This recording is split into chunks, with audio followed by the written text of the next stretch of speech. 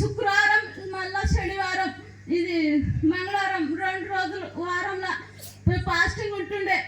దేవా మాకు గర్భఫలం కావాలి తండ్రి, ఇస్తే ప్రభు ఒక్కరికి కావద్దు ప్రభు, ఇస్తే 3 కావాలి ప్రభు అనుకుని ఎప్పుడు మా ఆయన ఎంతగానో నీకు భక్తి లేదు కాక ఎందుకు ఉంట ఉపవాసము, ఇంత పని చేస్తే వద్దా ఉపవాసము అంటే దేవా ఎట్లా అందరు ఇట్లా మరి అంటున్నారు. మన ఏం కావాలి ప్రభు, నాకు గర్భఫలం ఇచ్చేదా కానీ నేను ఎంత తింటే కూడా ఎవరేమంటే కూడా పట్టించుకోకుండా మా ఆయన తిన్నామంటే తిన్నా అంటుండే కనుక ఉపవాసం ఉంటుండే. అట్లనే దేవా నాకు గర్భఫలం ఇచ్చేదా కానీ నేను ఉపవాసం విడువ అంటుండే.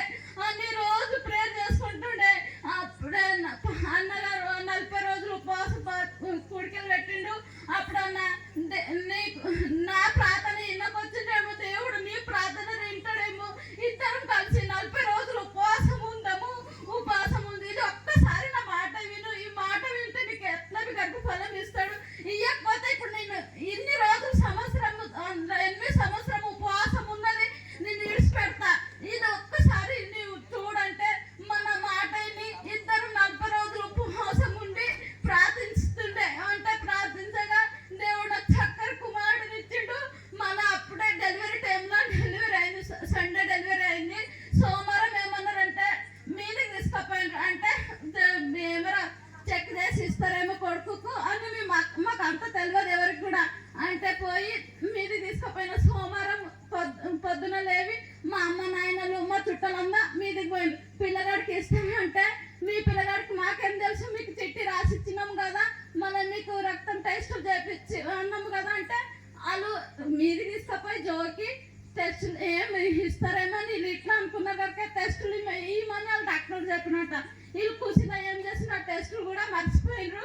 సోమవారం టెస్టులు ఇవ్వలేరు అంటే వాళ్ళు మళ్ళా పోయి మళ్ళీ నిన్న టెస్టులు ఇచ్చినాం కదా అది తేపండి అంటే చిట్టి కూడా వీళ్ళు ఎక్కడ పడిసిండ్రో తెలియదు. అంటే నేను అనుకున్నా దేవా నాకు ఎవరు చెప్పలేరు అంటే మళ్ళా ఇలా పోయి ఎట్లా చేసిండ్రేమో. మళ్ళీ అప్పుడు టెస్టులు అన్నీ రాసుకొని మళ్ళీ మీదికి పోయినరు.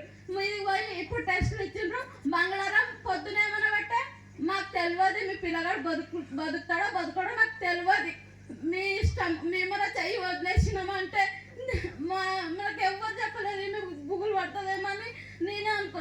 ఎవరు వచ్చి అంటే ఎవరు చుట్టాలు చెప్పిన అంత తెలియదు.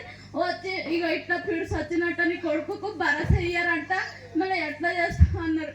దేవా మళ్ళా 8 సంవత్సరం నుంచి గర్భఫలం ఇచ్చినావు, మళ్ళీ ఎట్లా ఎందుకు వేస్తున్నావు, మళ్ళీ కొడుకుని ఇచ్చినావు, చక్కని కొడుకు మళ్ళీ నీ చెయ్యి ఇడుస్తావు అంటున్నావు అంటే నేను గట్టిగా ఆడే దేవా నా కొడుకు మంచి కావాలి ప్రభా, మళ్ళా మాకు ఇవ్వండి, అన్ని నార్మల్ కావాలి ప్రభా అని కోరుకున్నప్పుడు మా ఇద్దరం ఇప్పుడు నీవు కూడా నేను డెలివరీ అయింది కదా నాకు ఉపవాసం ఉండడానికి రాదు, మళ్ళీ నీవు ఉండి ప్రార్థన చేసుకో, దేవుడు అన్ని కార్యం చేసాడు, ఇది ఒక కార్యం చేస్తాడని నేను అనుకున్నప్పుడు మా ఆయన అన్న మాట మా మాట అయింది.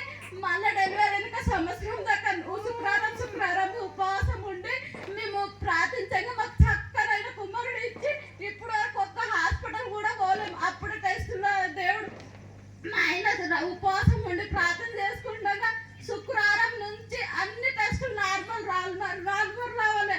నార్మల్ వచ్చినాక దేవా నీకు కోటి స్తోత్రం చెల్లిస్తుందని అని అనుకున్నాక దేవుడు మా గొప్ప కార్యం చేసి చక్కనైన కుమారుడు ఇచ్చింది.